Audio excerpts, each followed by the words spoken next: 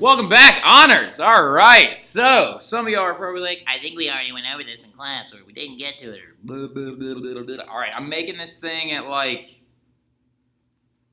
9:05 before I even have y'all, so we're going to get as close to it as we can. All right, so biggest thing going forward. All right, so we're going to go ahead and like knock this bad boy out, talk a little bit about the English Civil War and what's going on there, and da-da-da-da-da-da-da. All right, so we got in class past the 11 years of tyranny, right? We kind of like skipped over some of the quim and the quam and like the, like why Charles is this way and like why he's so mad and da-da-da-da-da and long parliament and stuff like that. The 11 years of tyranny.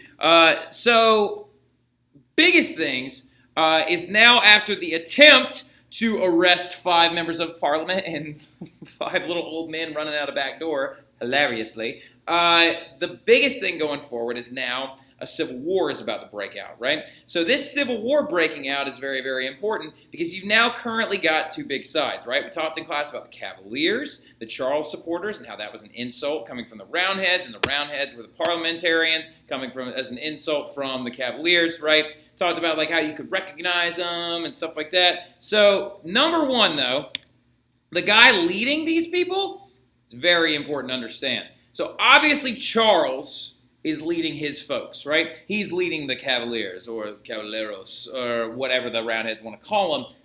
The key guy leading the Roundheads is a man by the name of Oliver Cromwell, right? Let's go ahead and take a little gander at Oliver Cromwell, shall we? Out the gate, can we tell already what religion this guy is? Very nice job, Yi Mei. He's a Puritan. All right, so like, how can you tell he's a Puritan? Oh, the collar, the very basic look, the stern face, right? The little to no distraction from what this portrait is about to be about, right? So Oliver Cromwell, super Puritan, right? And if he's really, really Puritan, that means, get on my face. That means that he's probably got a lot of crazy ideas. But he also represents the Parliament as it's beginning to grow, right? So as this whole thing progresses forward, like, they had like all these big battles. The very, very first ones was at the Battle of Edge Hill, and Cromwell actually lost, So early on, the Cavaliers were winning this war. But then at the Battle of Naseby, everything starts to turn because the Roundheads are going to be able to claim their victory. All right, so the Roundheads end up winning the Civil War. A lot of this, people say, is due to their brutality. A lot of it, they say, is due to the superior military strategy of Cromwell, right? But all you need to know for a Survey Western Civ course is that the Roundheads are going to end up being victorious after a very long several years war, right? But now we have an issue, right? So we have a massive issue. The Parliament has now successfully defeated their king in battle, all right? So this is a very, very precarious moment that we're now at, right? Because if the king's army has just lost to the parliamentarians, this is a dicey little situation, all right? So because you now currently have the people having more authority than their ruler, right? So what are you going to do? What are you going to do? Obviously, you got to put this guy on trial, or you've got to get him to understand that there are now no longer concessions, right? No more concessions. No more of this like, oh, you only need to call us every now and again, or you can dissolve us whenever you want, or whatever. The Parliament is now claiming the massive amount of authority, right? So what are they going to do? They're going to ask him to like take some of these things back. And they're going to be like, hey, Charles, make some concessions, all right? Like, know that you can't do anything without us. Live your life being just a constitutional monarch, right? Like, Augustus did it, all right? So, like, it's a pretty easy concept, okay? You can live your life being checked by this document. But Charles, believing in the divine right of kings, still absolutely refused, right? He absolutely refused to be checked. So they put him on trial for his crimes against people, for the death caused in the English Civil War against the parliamentarians and the honest, bad judgment calls he did. So they put him on trial, and he is going to be condemned to be executed, right? So Charles the First makes history by being the only leader to ever be executed by his own people following a formal trial, right? And here is a nice little painting of it, right? So that right there is Charles, severed head being held by the executioners right there. That's his noggin right there. Apparently, he put his head down on the stump on his own. He also apparently wore 2 shirts when he went out there because he didn't want to seem weak if he was shivering or anything like that. Not to mention, he also shoved an orange with cloves inside of it, which has a really strong smell, to try and prevent himself from fainting at any point, right? So Charles is going to be executed. His head would then be lifted and shown to the crowd of eager onlookers, and Charles I is now officially dead. So what are we stuck with? A power vacuum. Again. All right, so now we have a power vacuum because there's an absence of a ruler. Who is going to step into that vacuum to fill that void? None other than your boy, Oliver Cromwell, right? So Cromwell and his Commonwealth, all right? Not Cromwell and his crown, not Cromwell and his growth, not Cromwell and the new monarchy. It's Cromwell, some dude, all right? Born to a penniless noble, and he's a Puritan. So he has no need for, like, extravagance. And he creates this thing called the Commonwealth. Look at this portrait of this man. Like, look, he's got nothing fancy. He's got nothing really going for himself. Funny enough, this was originally a portrait of Charles. All right, so he had his face painted over his. All right, so biggest thing is Charles is now a part of this Commonwealth. So you're talking about, whoa, whoa, whoa. And he never even claimed himself to be a king. So wait a minute, Mr. Terry. You're telling me that England is going to progress forward without a king? That is right, Grace. England is progressing forward without a king. They now declare themselves a republic known as the Commonwealth, right? A republic ran by Puritans, right? So these Puritans are now in charge. Oh no, this isn't good. All right, so what is going to be created in this republic is known as the Rump Parliament, right? I know what some of y'all are saying. Illuminati confirmed, right? All right, so because Oliver Cromwell is hyper-conservative. He is very, very aggressive. He says things whenever he wants. He doesn't make the best choices sometimes. And one of the not best choices he ever made was this thing called the Rump Parliament, right? So the Rump Parliament was when he went into Parliament and he purged it of all the people that didn't support him. If you were not a Puritan man in support of the laws that Cromwell was bringing about, boom, fired, right? And he brought his military in there to help him do it. So he basically has created a parliament that will only accept him as this new Lord Protector, as he claims himself. Write that down. They have no more king, they have a Lord Protector, all right? So, and these are some crazy things that actually ended up happening under Cromwell, right? He invaded Ireland, killing many Catholic priests and Catholic civilians, right? So, which many would consider a war crime today. He led another war against Charles Jr. There was a second Charles, right? Charles II, because Charles I had kids with his Catholic wife, which was a dangerous thing to get into in the first place. Now, not that marrying a Catholic woman is a bad thing. I married a Catholic woman. I love that woman, but I'm just saying, Charles I, being a Puritan, not a Puritan, but an Anglican king, marrying a Catholic woman, did not sit well in the stomachs of the people, if you understand what I'm saying. But he invaded Ireland, killing a lot of Catholic people.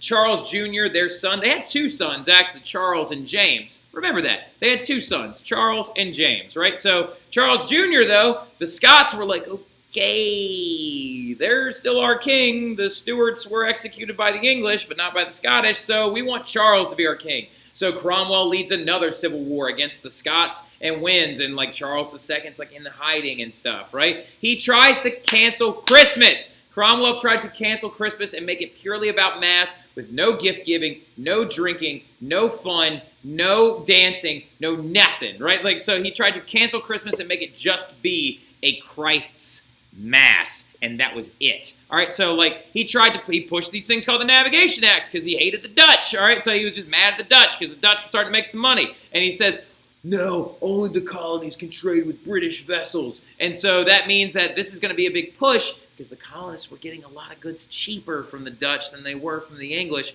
including tea and things like that. So this dude's effectively going to help lead to the American colonies revolting against the British, right? So from the early Navigation Acts. He also even closed bars, closed theaters, fined people for not going to mass, banned sports. He made it so you could get a ticket if you walked too far on a Sunday because all work was supposed to be outlawed. No makeup was allowed. Dresses that were too fancy were outlawed. Any clothing too fancy was outlawed.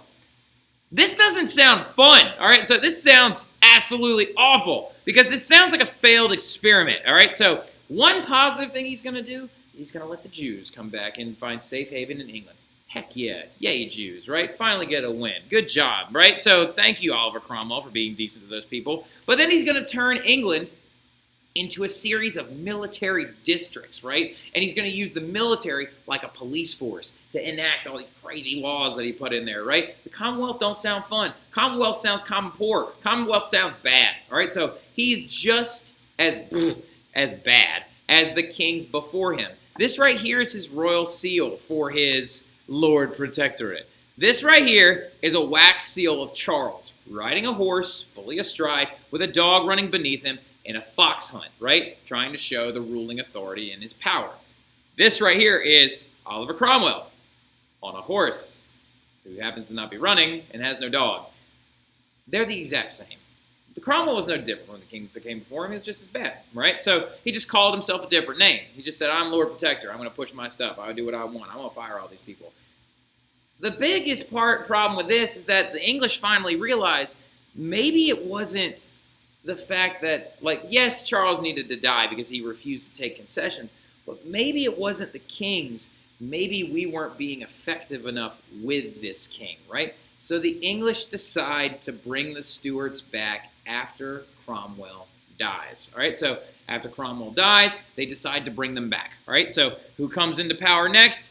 This period is known as the Restoration, or the restoration of the monarchy, right? So what ends up happening is they bring back the Stuarts. And the first guy to come back is Charles II, right? Charles II, the guy that Cromwell just led a civil war against and beat him and was only the king of the Scots. The English are like, okay, we were just kidding. The Cromwell thing was a bad idea. And they brought Charles back, right? So the second, though, Charles Jr., this one's got a head. All right, so he reopens all the establishments closed by Cromwell. He's much more popular with the people of England, right? He brings Christmas back. He upholds a lot of new things. He also keeps this kind of anti-Catholic resentment, right? But he starts not, like, really persecuting Puritans particularly.